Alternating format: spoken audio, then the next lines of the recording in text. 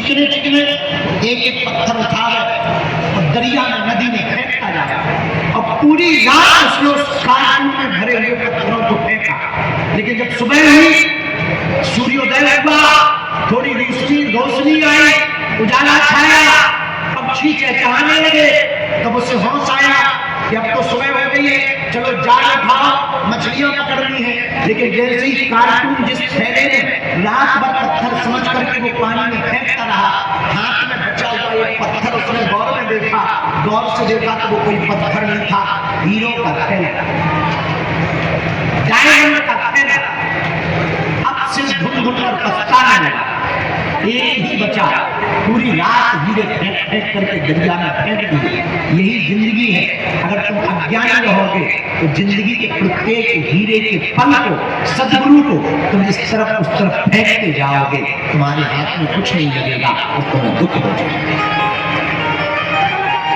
अज्ञान का दूसरा कारण है।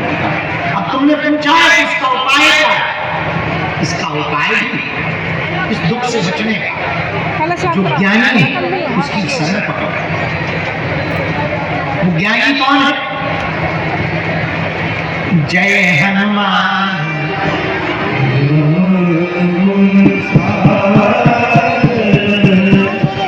जय कपीश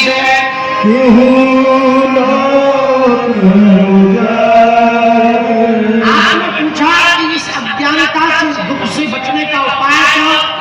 ज्ञानी की शरण पकड़ो।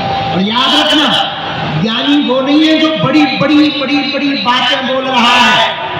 अंग्रेजी बोले, उर्दू भी बोले, फारसी भी बोले, तमिल भी बोले, मलयालम भी बोले, गुजराती भी बोले, और जर्मनी भी बोले, फ्रांस भी बोले, फ्रेंच भी बोले, वो ज्ञानी नहीं है। ज्ञानी कौन? जो अपने एक अक्षर से तुम्हारे हृदय को झंझोर दे, बंद दरवाजे को खोल दे, वो ज्ञानी। तीसरा कारण, शिव कुमार तुमने पूछा दुख क्या है, तो जल्दी में तुम तीसरा भी समझो। तीसरा कारण है वर्तमान को स्वीकार न करना। 3 कारण, तीसरा कारण तुम अभी जहां हो उसे तुम स्वीकार नहीं करना।